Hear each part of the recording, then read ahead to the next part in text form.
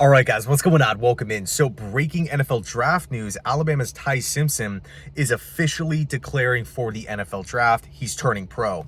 Now, it's crazy, right? Because we're in the midst of so much. Vance Joseph updates, Brian Flores updates, Matt Nagy updates, left and right coaching interviews. We had the bombshell yesterday.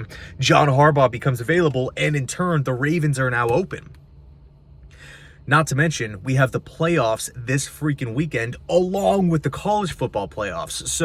So much is happening. I love it. I cannot wait until this weekend. So much is going on, and it's just the best, right? I love these updates. I love diving into the coaching rumors and whatnot. But again, Ty Simpson declaring for the NFL draft. And look, I got to be honest, despite a lot of people selling their stock on Ty Simpson, despite a lot of maybe negative comments surrounding Simpson's game over the last month or two, I still like him as a quarterback prospect. I do. I think his mental processing is fantastic. I think his accuracy is above average. I love his throwing mechanics, very repeatable mechanics. Has enough mobility to, work and extend plays. I think there is something to Ty Simpson's game. And one thing I do want to point out is we don't have all the answers right now. NFL draft insiders, mock drafts, coach, we don't have all the answers, right? Think back to last season. College football year ends, Jackson Dart, third-round pick. Month goes by, third-round pick. It wasn't until post-Senior Bowl where, Jackson Dart could actually be a second-rounder. Then we get to the Pro Day, the Ole Miss Pro Day. We start getting all the buzz that Brian Daboll really likes Jackson Dart, right? Now it's, okay, he's really starting to cement himself as a top of round 2 guy. Then we get to the NFL draft. And if we go back and look at some of the mock drafts, let's call it in the 2 weeks leading up to late April, you saw the Giants trading up for Jackson Dart and back into the first round. You saw mock drafts with the Jets trading up for Dart and the Saints trading up for Dart. All these teams trading back up into the first round for Jackson Dart. And what ended up happening? The Giants moved back up. What was it? 20, 21, 22, somewhere in that range, the early to mid 20s. If we think back to where Dart's stock was right after the season, right? Third round pick. So, I mean, even going back to like Lamar Jackson, that guy's a day 3 pick. He should change his position to wide receiver. When draft day rolls around, first round pick with the Baltimore Ravens trading up for him. We don't have all the answers right now. The pre-draft process is long. Combine, private workouts, personal sit-downs, pro days, Senior Bowl. There's a lot that goes into it. And so I'm not saying that Ty Simpson is going to be a high pick in the draft, but what I am saying is the thought or the stock of Ty Simpson today could look extremely different. The hard part's over, the games. It could look extremely different come late April. And of course, right now with the New York Jets, all eyes are on the Dante Moore decision. Okay, does he go back to school? Does he declare? We'll see how it plays out. We'll get that answer. January 14th, January 15th, or 16th is the actual deadline day. And obviously, Dante Moore is going to be playing against Indiana. Fernando Mendoza this weekend should be a lot of fun to watch that one. But is there a world where maybe Dante Moore does go back to school, which is still, again, on the table here? Or maybe the Jets just aren't in love with Dante, right? They like Dante, but they don't love him enough to take him at 2. Or is there maybe a team that is freaking desperate? Like I've seen so many Cardinals trade ideas, like what can we give the Jets? It's so funny, right? Because as Jets fans, we like the discussion was, man, will the Jets trade up to spot number 2 for a quarterback?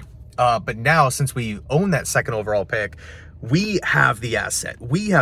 So is there a realistic possibility? Is it a fair question to ask? Hey, if the Jets, again, maybe they really like Dante, but they're not 100% sold. Boom, give me this guy. He's our franchise. Could they deal number 2 to, say, a team like the Arizona Cardinals at 3 and get a sweet haul back in return? It's hard to predict the actual draft picks when you're moving up one spot, but you would get something valuable. What about the Cleveland Browns? New head coach comes in. I want Dante Moore. He's from Cleveland. He's our guy. We want to move up to 2. Here's a future first. Here's 2 firsts, whatever it may be. Is that completely 0% chance of happening? No. Like everything is on the table at this point in time. And so anyway, how this all kind of ties back into Ty Simpson here. People have suggested that the Jets could potentially look at Simpson with that mid-round pick, that Colts selection. Is there a chance that Ty Simpson is a top of round 2? Because if you ask like the draft insiders right now, many would say, okay, he's top of round 2. Who owns the top? Who owns that first pick? The Jets do, again at 33, and then of course at 44. Could he be there? Could he be the next Derek Carr? Could he be the next Andy Dalton? Guys that were considered, okay, you know what? Very, very good in the mental part of the game. And you look at the draft class that these guys are in, and there are physical phenoms, right? There, for example, that Derek Carr class, it was like raw prospects, guys that need a lot of time. Johnny Manziel was in that class. Blake Bortles was the 3rd overall pick. Teddy Bridgewater was also in that, in that class as well. I believe Derek Carr was the 4th quarterback off the board, but it was widely considered, okay, Derek Carr is going to be coming in, and even though he's a quote unquote 2nd rounder, there's a lot of likable traits there. Again, Andy Dalton, he was considered in that kind of same vein, where Cincinnati goes BPA. I believe it was AJ Green that year at 4 or maybe 7. Regardless, they go AJ Green. They come back in round 2 and they feel great about Andy Dalton, and boom, he's their starting quarterback right out of the gate. Could a team view Ty Simpson in the same way, right? Same deal with Jackson Dart. They go Abdul Carter at 3, boom, we're coming back up for a guy in Ty. The Jets, the luxury that the Jets have, they don't have to come back up for Simpson because we already have the picks. Now, I could also see a situation playing out where, again, assuming Ty Simpson nails the pre-draft process, you have a team like the LA Rams with 2 first-round picks.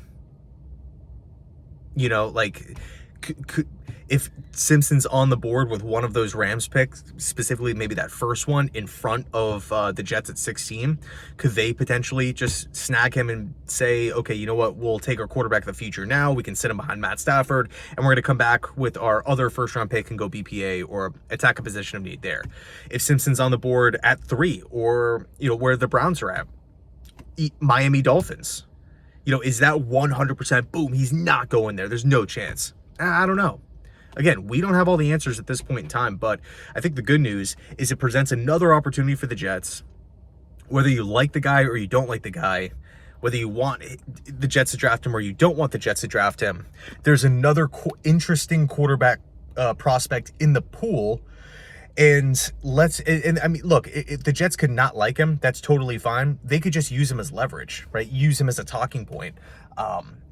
Build up his stock to potentially even try to shoot down, right? Maybe the Jets trade down from the Colts pick with a team that wants to come up with with that mid-round pick. So again, we don't have all the answers, but I think, again, Ty's an interesting quarterback prospect. I think he needs time to sit on the bench, but I think Dante Moore needs time to sit on the bench as well. Quite frankly, Mendoza, I feel good about maybe starting right out of the gate. I think ideally I would sign a veteran and, play him for, at least a month. But when it comes to Dante Moore and Ty Simpson, I don't mind just giving them a Patrick Mahomes redshirt year. You are the future. You need time to sit and learn and watch and practice and essentially how to become a professional. And it's no slight to these guys, but when you're asking Dante Moore at 20 years old to bear the weight of a bad franchise, a 3-win franchise, it's not just, oh yeah, no problem, it's easy, right? There are flaws that people mention in Dante Moore's game, right? Not liking to be hit, struggles against cover 2, struggling against, the better defenses that Dante Moore plays against, it seems like the issues are more on display. Going up against the not so great defenses, he's looking great, but when it's time to play against like the Texas Tech defenses and whatnot, things get a little bit more compressed, right? You just see a lot of underneath stuff. I really like Dante. I don't want to go as far as to say I love Dante Moore as a prospect, but I really like what I've seen, and I think there is something there. But it's going to be an interesting process. It's going to be an interesting process for sure. And who knows, maybe the Jets just don't even go with a quarterback and they say, right? Dante Moore goes back to school. Maybe they don't like Dante and they just say, you know what, we're going to take these 4 picks and we're going to go BPA. I think it's a very good idea for a bad 3-win team to add good players, right? And when I say BPA, what does that mean? Best player available, obviously. But who is the highest chance of being a good football player and the lowest chance of being a bust? That's what when I think of BPA, that's what I think of. Who is the best chance of coming in and being a rock solid player, whether that's top end superstar, a typical star, a starter, however you want to phrase it, a good player, best player on the board. And again, if you're a 3-win team and you have 4 picks in the top 45, if you ask all 32 general managers and you say, hey, is it a good idea for a 3-win team to go BPA if they don't, if they're not in love with a quarterback? I find it very hard to believe that general manager, you'd have one or multiple general managers saying, what, BPA for a bad team? What are you thinking? No, they need a reach. No, they need to go full on position of need. BPA is not always,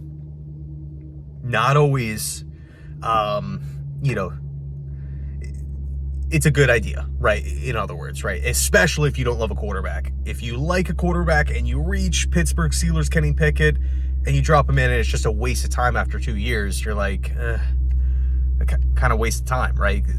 What was really the point here? We didn't really love him to begin with. We didn't have a first-round grade on Kenny to begin with, but we took him anyway because we needed him. Didn't work out. So let me know your thoughts down below in the comment section. Thank you guys so much for watching. I appreciate it, and as always, go Jets.